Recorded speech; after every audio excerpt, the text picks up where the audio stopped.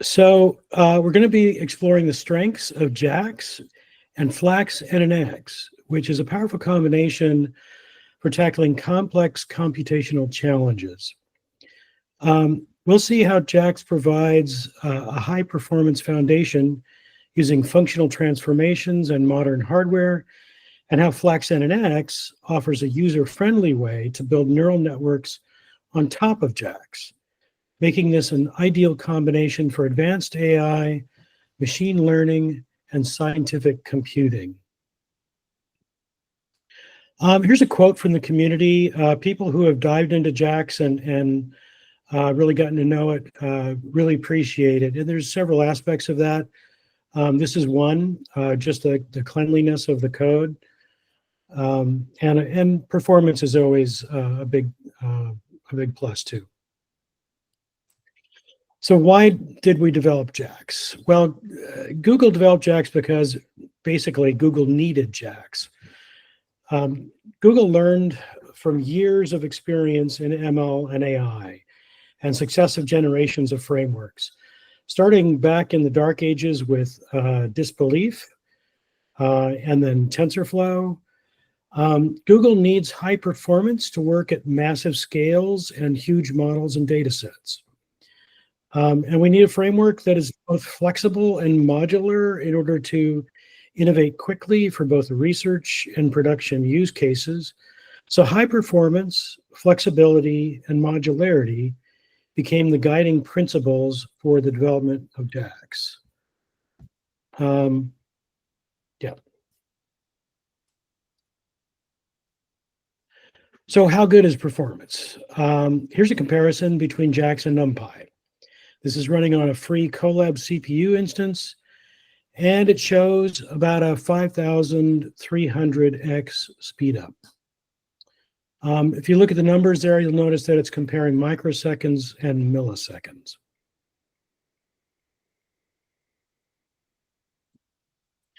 Here's a similar comparison with PyTorch.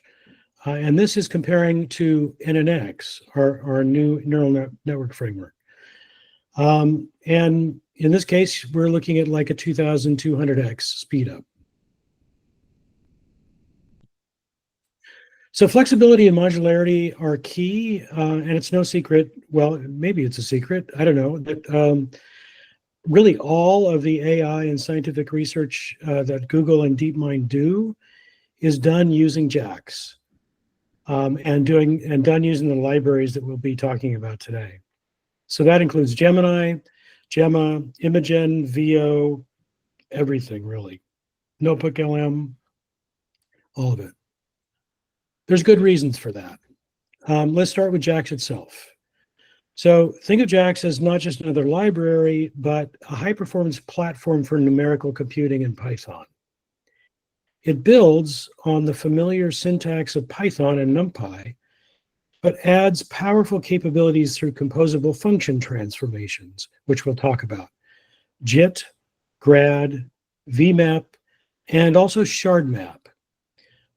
These allow JAX to automatically optimize your standard Python code for accelerators like GPUs and TPUs. And while it's widely used in machine learning, its core strengths also make it valuable really for any field needing fast numerical computation. JAX isn't just fast on one GPU, it's designed to scale. Thanks again to the underlying XLA compiler, distributing computations across multiple devices often requires surprisingly little extra code, if any, compared to some other frameworks. You tell JAX how to split or shard your data and what sort of hardware you're running on, the number of accelerators, for example.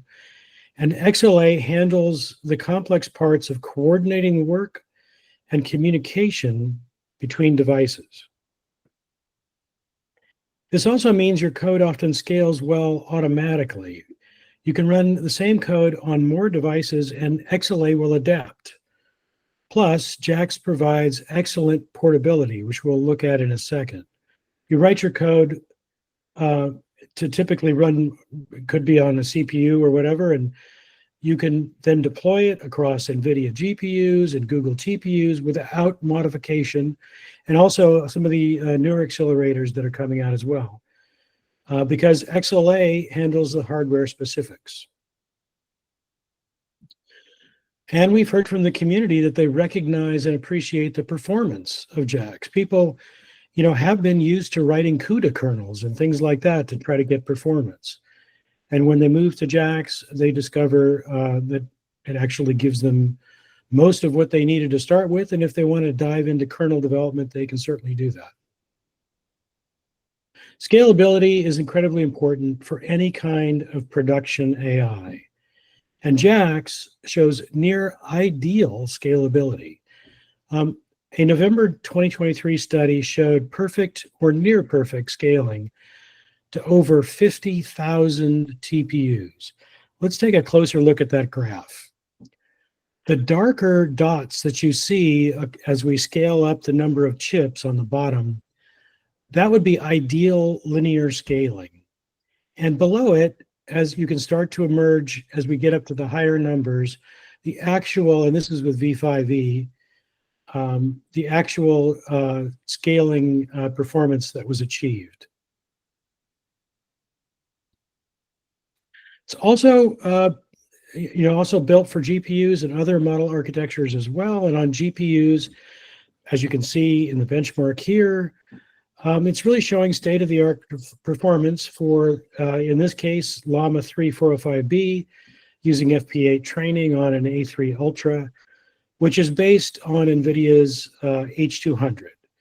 And as you can see in the graph, we're able to scale near linearly at very high performance, up to at least 1024 GPUs.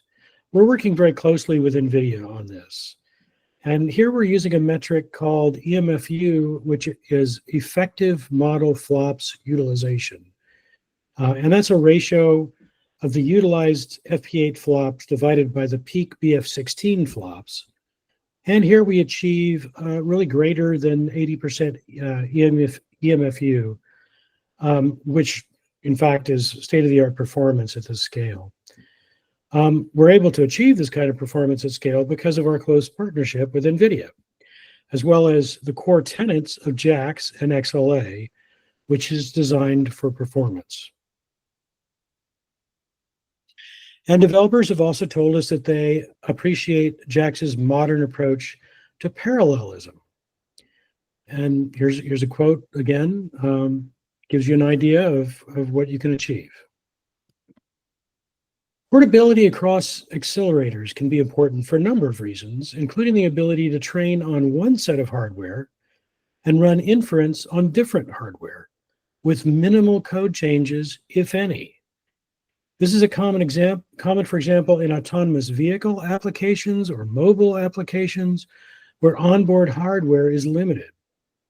This is a 2023 study by Cohere and MIT, which demonstrated the benefits of XLA in terms of hardware portability, actually XLA and JAX. And as you can see, the study demonstrated that JAX had the highest success rates and lowest failure rates across GPUs and TPUs. Okay, so that was JAX. Let's talk now about FLAX and NX. The JAX AI Stack is built with a modular layered architecture, and we'll be going into more detail in the next talk. JAX itself is built on XLA, and the other libraries in the stack build on JAX. We'll focus now on FLAX and NX, a library for building neural networks that is designed to be Pythonic, familiar, and relatively easy to use. FLAX itself has been a popular neural network library for JAX, and NNX is its modern API, which we introduced in 2024. NNX was designed explicitly to make building neural networks in JAX simpler, more flexible, and more intuitive for the developer. It aims to streamline the process of creating, inspecting, and debugging models building on the experience gained from earlier JAX libraries.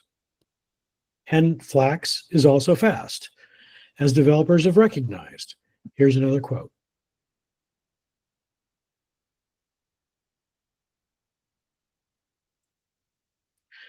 A key strength of NNX is its Pythonic design.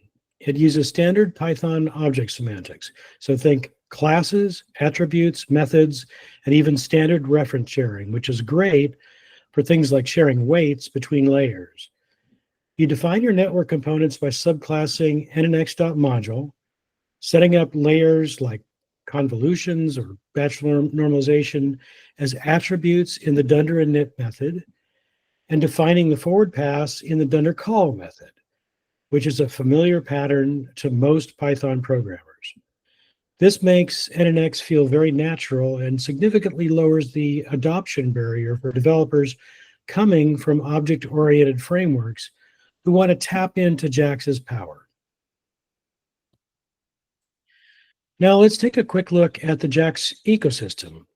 It's not as big as either PyTorch or the TensorFlow ecosystems yet, but it's growing fast. Beyond JAX Core and Flax NNX, one of the biggest advantages is the rapidly growing ecosystem surrounding JAX. There's a huge number of libraries and projects built on JAX, which really speaks to its power and flexibility across many different fields, well beyond typical deep learning tasks. This is partly due to JAX's modular design, where the core is kept lean and clean, allowing specialized communities to build on top. For those looking for a stable starting point for AI development, the JAX AI Stack offers a curated set of core libraries that are tested to work well together. Here's just a taste of the ecosystem's breadth. You can see dedicated libraries for various neural network approaches beyond Flax NNX, like Penzai or Equinox. There are specialized toolkits for training large foundation models, like Levanter. Extensive libraries for reinforcement learning, including environments and algorithms, and powerful tools for probabilistic programming and Bayesian modeling.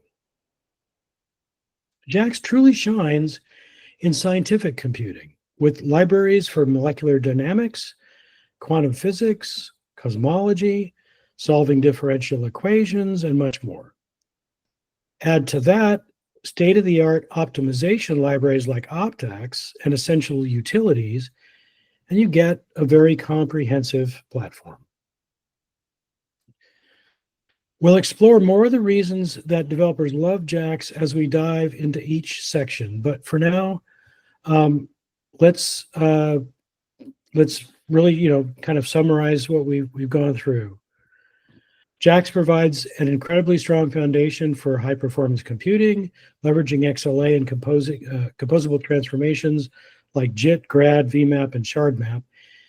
JAX's functional approach boosts both performance and reproducibility, while Flax NNX builds beautifully on this foundation, offering a modern, Pythonic, and intuitive way to develop neural network, which is much more object-oriented, that integrates seamlessly with JAX's power. When you combine JAX's performance with NNX's usability and the sheer breadth of the surrounding ecosystem, you get a truly premier platform for researchers and engineers pushing the boundaries in AI, as we are here at Google, machine learning, and complex scientific computation.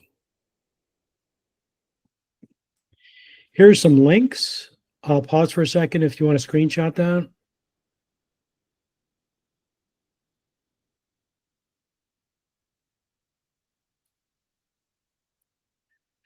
And here's a link for a feedback form. We'd love to try to get your feedback on this presentation and really all of the presentations that we'll be doing, because we want to be data driven and use this to improve the material.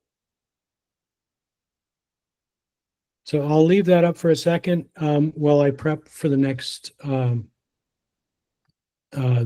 talk, which is going to be about the JAX AI Stack.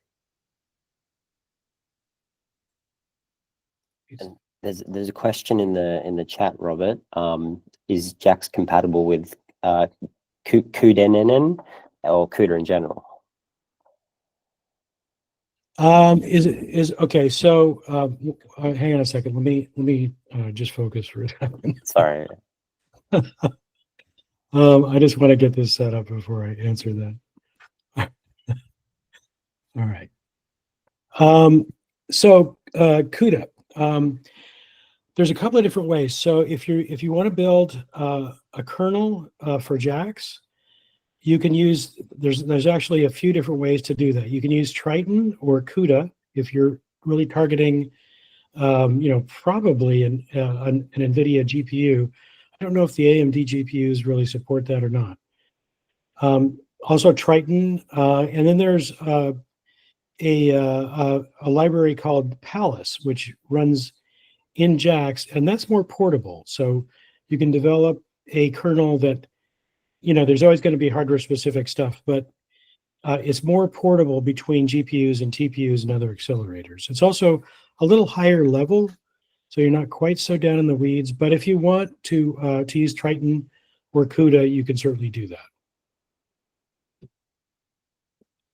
Good stuff. And Charles had a question. Can you characterize your relationship between OptX, Optimistic, and JAX Opt? I'm afraid I don't really know much at all about JAX Opt. OptX is kind of the standard one that at least most people use. So, but one of the things about JAX and the JAX ecosystem is that if you prefer a different optimizer, it's not a monolithic framework. You just pull out OptX or just don't import OptX, and use JAX Opt or whatever. You just need to it's Python, and you're just going to import and use it. Yeah, that's one of the nice things about it. It's not the same kind of monolithic approach that we had with either TensorFlow or PyTorch. Good stuff. So yeah. All right. Let me. How are we doing on time? We're not too bad. Okay. The JAX AI Stack. So we're going to look at an overview of the JAX AI Stack, focusing on how it can be used for high-performance model development and training. And we'll draw parallels to PyTorch concepts. We're kind of assuming that a large fraction of you, maybe all of you, will be familiar with PyTorch. So we want to try to highlight the similarities and differences.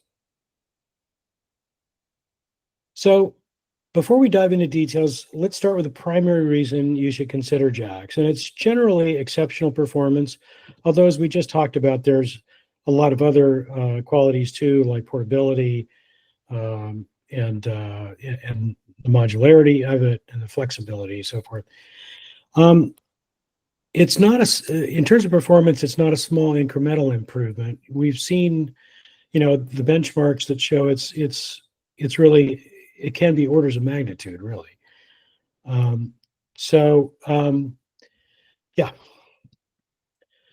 And it's not just for single machines either. JAX is designed to scale up for massive scale. So it's the same technology that we use because we scale to massive scales. And a key takeaway is that the codes you write for one GPU or TPU or even CPU can often scale to thousands of accelerators with minimal changes, if any, because JAX's compiler handles the complexity. I should say you will need to update, it's called the mesh, that just tells JAX how many accelerators you have and what the arrangement of them is. So what is the JAX AI Stack?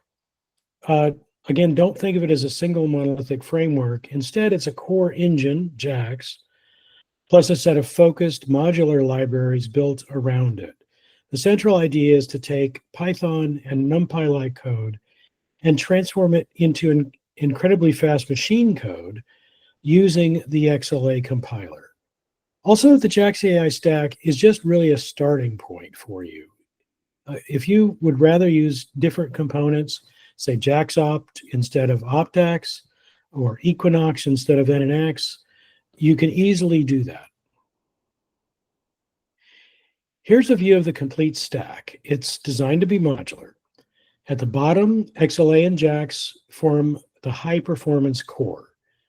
And on top of that, you have specialized libraries for each part of the ML workflow. Grain handles data loading, although you can also use different data loaders if you prefer. FlaxNNX is for building your models. OptX is for optimization, and Orbex handles saving and loading and checkpointing. You can use all of them together for a seamless experience or pick and choose the components that you need. Each library has a clear role that should feel familiar to PyTorch users. If you know how to use torch.nn.module and torch.optim and the data loader, then you're already basically familiar with the purpose of FlaxNNX, OptX, and Grain. We'll see how their implementation differs due to JAX's functional nature. Now let's look at the engine itself. The core magic of JAX isn't in its NumPy functions, but in the basic transformations, including JIT, grad, and vmap. You write a normal Python function and then you wrap it to compile it, get its gradient, or automatically batch it or vectorize it. These are the building blocks really for most of everything else. The first key transform is JIT, which you will end up using a lot. This is your main tool for performance. It takes your Python function, traces its operations, and uses the XLA compiler to create a single highly optimized kernel. This is what gave us the 2000x speedup that we saw earlier. While PyTorch has torch.compile, JIT compilation is absolutely central to the JAX workflow. For training, JAX uses jax.grad to compute gradients. This is a major conceptual shift from PyTorch. You don't call dot backward on a tensor. Instead, grad is a transformation. You give it your loss function, and it gives you back a new gradient function. Calling this new function with your parameters and data computes the gradients. This is a functional approach, and it has no side effects, which is critical for JAX. FlaxNNX lets you define your models using familiar Python classes, but it cleverly manages a state under the hood to be compatible with JAX's function transformation. So it gives you the best of both worlds, a user-friendly, object-oriented interface, and JAX's high-performance functional backend. For optimization, the stack uses OptX. So think of it as like torch.optim. Its key philosophy is composability. Instead of monolithic optimizers with many flags, you build desired behavior by chaining together smaller building blocks. Following JAX's functional style, the optimizer state is also handled explicitly. You initialize it once, and then in each training step, the update function takes the gradients and old state and returns the updates and the new state.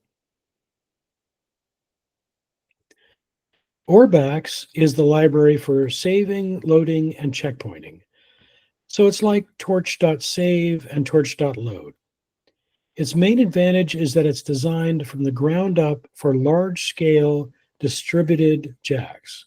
It knows how to handle the PyTree data structures and can save and load model state that is sharded across hundreds or thousands of devices, which is essential for fault tolerance in long training runs. Finally, to feed our models, we typically use Grain, although you can use other data loaders. It's the JAX equivalent of PyTorch's data loader.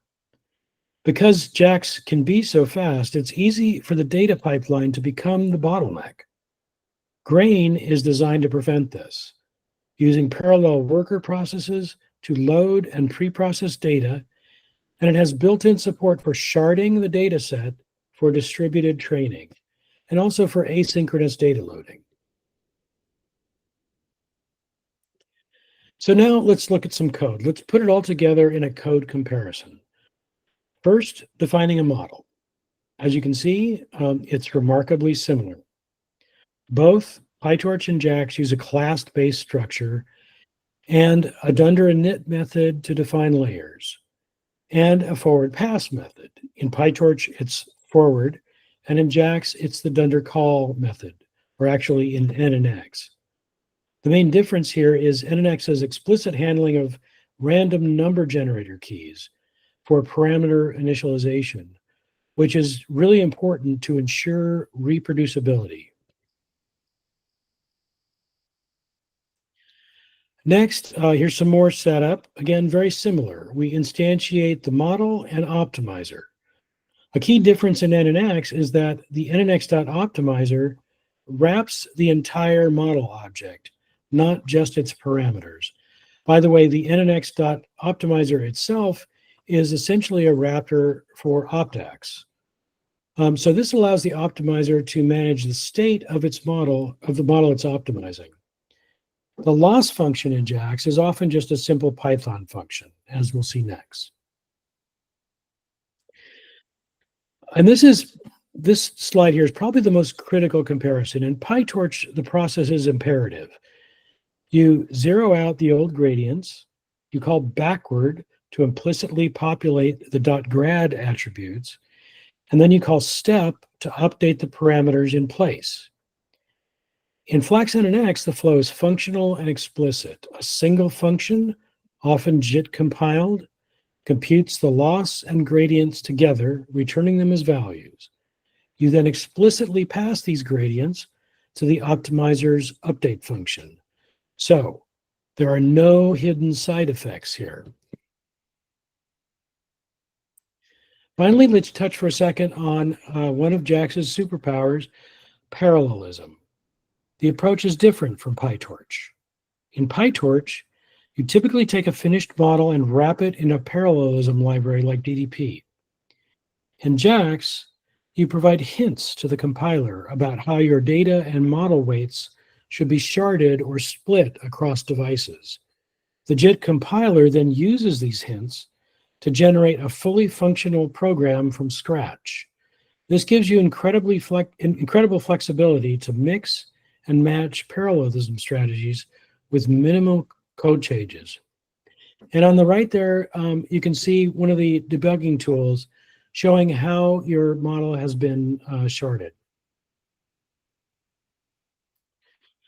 So to summarize, the JAX AI Stack provides a complete high-performance workflow. And a large part of that is in JAX itself, which is built around composable function transformations and a functional style of programming. But FlaxNNX provides a familiar Pythonic and object-oriented way to define models. The functional paradigm makes state and things like parameters and optimizer state, or even your data loader state, explicit, which is key to performance, reproducibility, and scalability. And the JAX compiler, the XLA compiler, offers a level of parallelism for, as we saw earlier, really exceptional scaling. Here's some links. I'll pause here for a second if you want to screenshot that.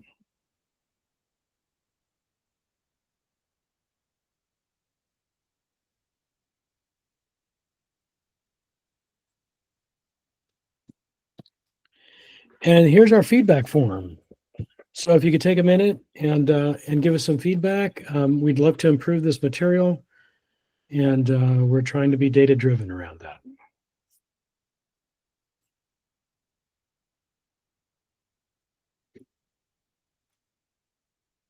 All right.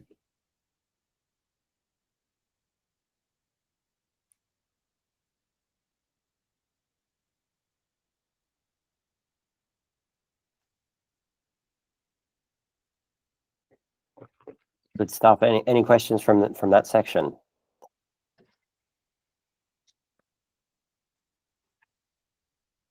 I think all good.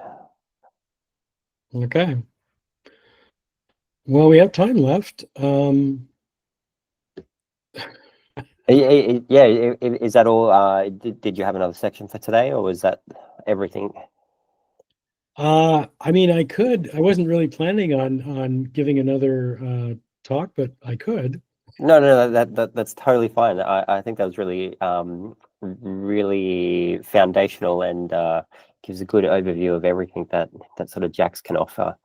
I did have a question. So as like, I guess I'm not a developer. I wouldn't call myself a developer, but I write code a lot. So, but I haven't used JAX. I've used I guess a lot of PyTorch and TensorFlow. Like how hard is it to change your workflows over? Like, does it take an hour? Does it take a day? Does it kind of depend?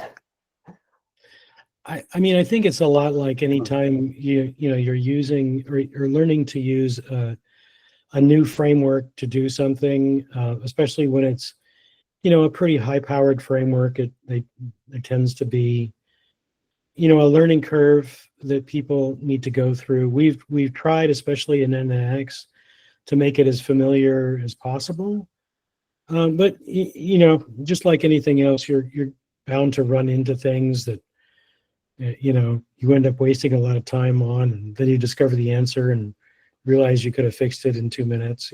Yeah. Things like that. There's one of the talks in the series is about debugging. So there's extensive debugging tools and profiling tools and so forth, which really help. Another topic that we didn't really talk about is adding assertions and sort of runtime checking into your code. That can really help with that. Doing test-driven development is if you're familiar with that style, is a great thing. But at least writing unit tests and integration tests really helps, especially when you're developing code that's going to be moving into production. It's important to do that.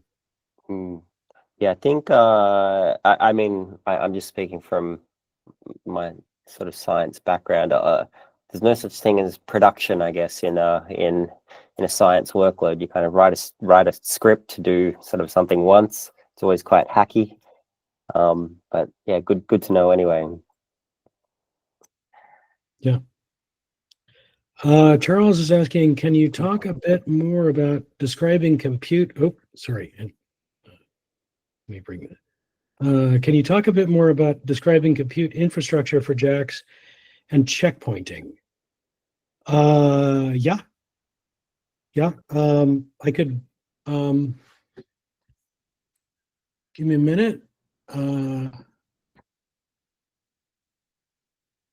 Let's see.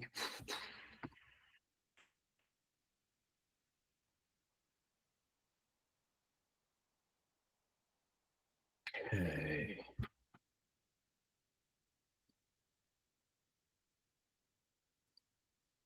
Yeah.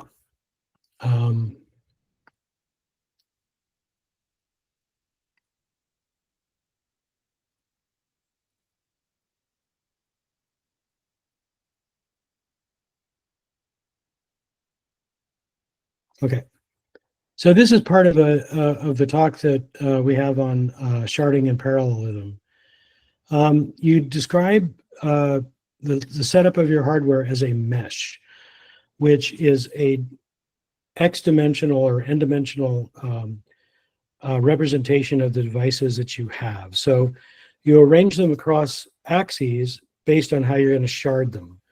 If I back up here a little bit, so looking at different kinds of parallelism, you can shard your data and replicate your model across your devices if it's small enough to fit in memory on your device. So then by sharding data, you're doing your processing in parallel. It's going to do an all gather to pull the results together for the gradients and keep it in sync. XLA really handles that for you. You don't need to worry about that communication. There's fully sharded data parallelism, which shards the model as well as the data. And there's tensor parallelism, where you're actually breaking up individual layers across your accelerators because the layers themselves are so large, you can't get an entire layer into memory.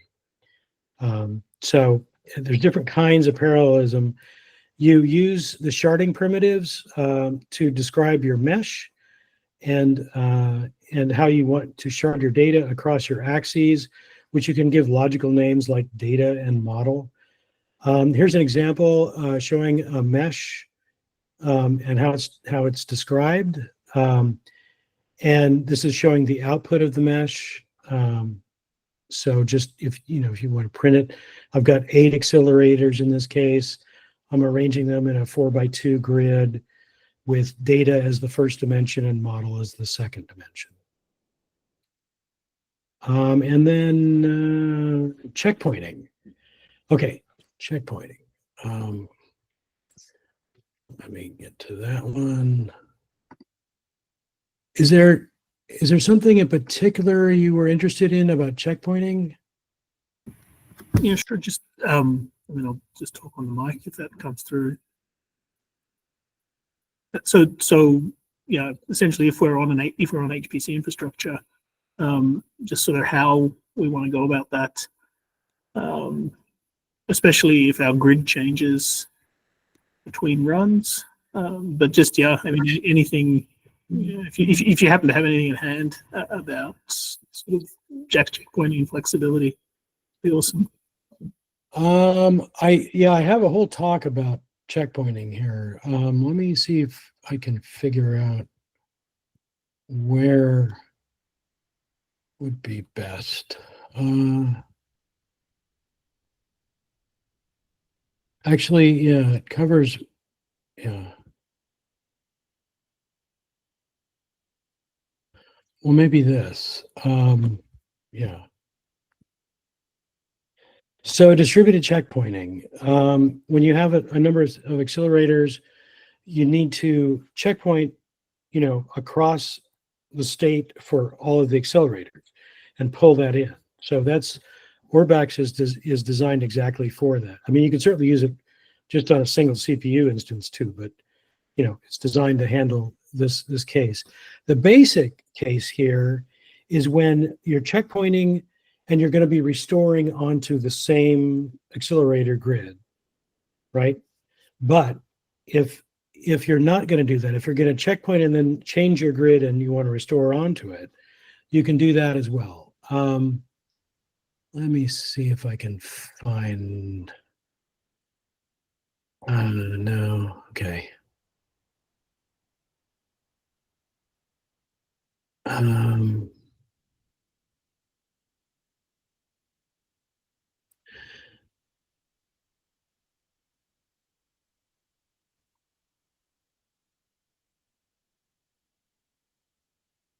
Yeah, it's well. Yeah, I'm not finding really the right slide. Maybe I need a slide here. But basically, you need to. There's an easy restoration method or class called standard restore, but you can use custom restoring too. And in order to do that, you have to give it the specs of your new mesh and how you want to partition across it. And then Orbax will deal with that. And thanks for taking those questions. I really appreciate that information. Thanks. Yeah. Happy to help.